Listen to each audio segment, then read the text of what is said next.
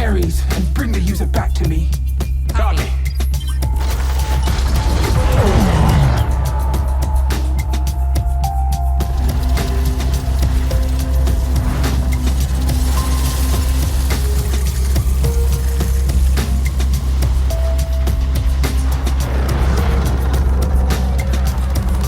What happened back there? I disobeyed my directive Which was? to retrieve the code from your disk and delete the carrier.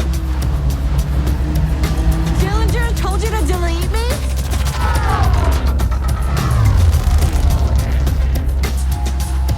Hang on!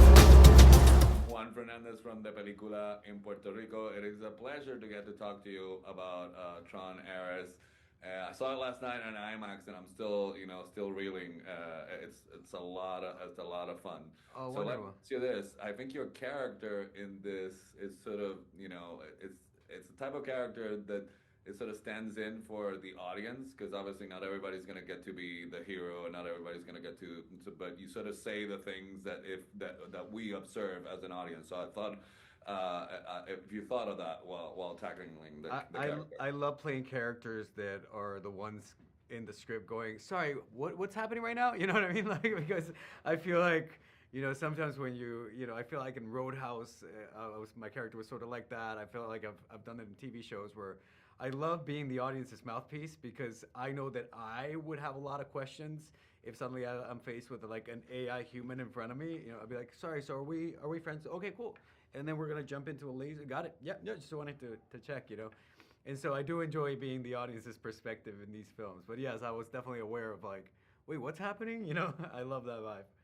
Yeah, and you zeroed in. It took me like 5 minutes to say audience's mouthpiece, but Yeah. you zeroed in, right? done. And that's what it is. It's And a I'm lot- glad you it's a saw lot it of in fun. IMAX, man, because I do think that you have to experience it on this massive. You know how Yeah. people say that always, but this is particularly true. I mean, I've seen it both ways, in a small screen and a massive screen, and the experience is just incomparable.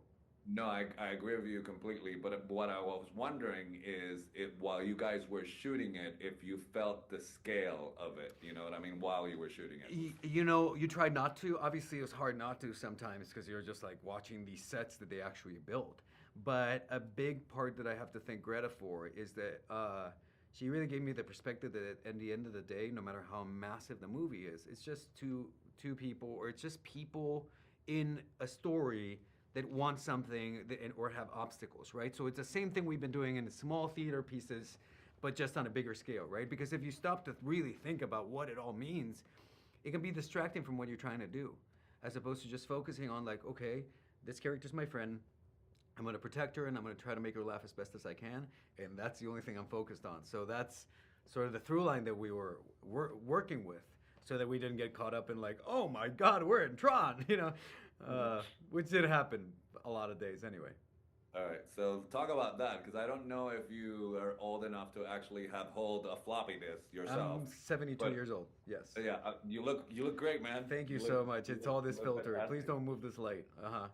Yeah, I'm 85, so you're right there. All right, so But I was aware of the first movie. If this were like, I was aware of the first movie because I'm an arcade geek, and Okay. I remember there were like these vintage arcade Tron games that I would check out, and then Tron Legacy I was just such a massive fan of. So I've been aware of the franchise for most of my life, and I remember the first day I walked into the set.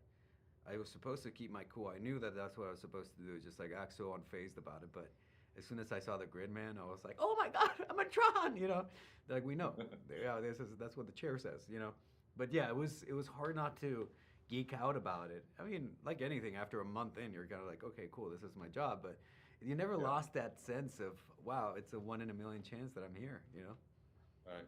So tell me about sort of sharing, because obviously you have all these scenes where it's just you and Greta, and then suddenly you have to share her with share screen time with Mr. Leto. So talk about how that dynamic shifted and how it's working those scenes. Well, it's really cool because then, like, you're right. It felt like we were in a vacuum. It's just me and Greta, me and Greta, me and Greta. And then when you added a third person and then Jody as well, it was so fun to, like, feel like the perspective shift, right? Because as soon as Jared's in in the same scene with us, there's an element of danger either incoming or outcoming, right? And as soon as Jodie's there, there's an element of danger 10 times more. So it's just about taking that dynamic and like, bringing it up about 10 notches. So it was exciting. There was like a palpable energy shift when these guys came to set.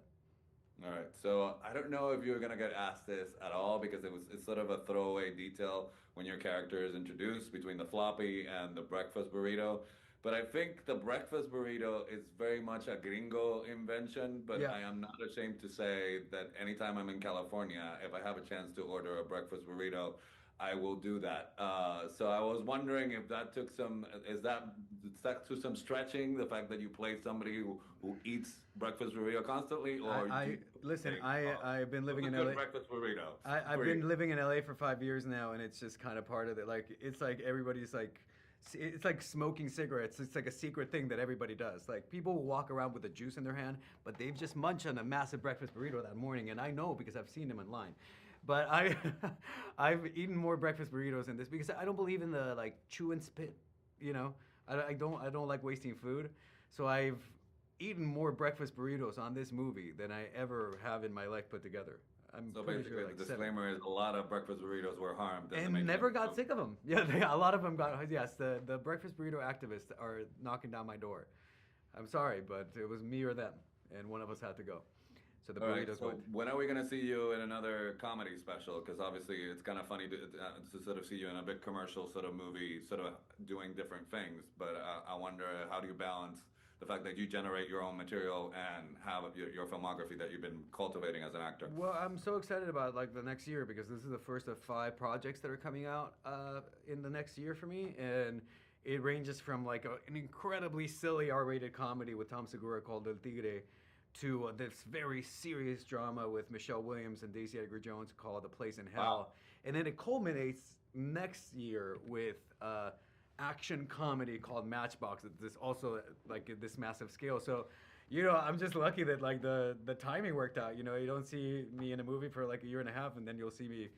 You won't stop seeing me in movies from now on, and eating breakfast burritos in every single one, my friend. All right, man. Thank you so much for this. Thank you, It was a pleasure brother. talking to you. You too, Have a brother. great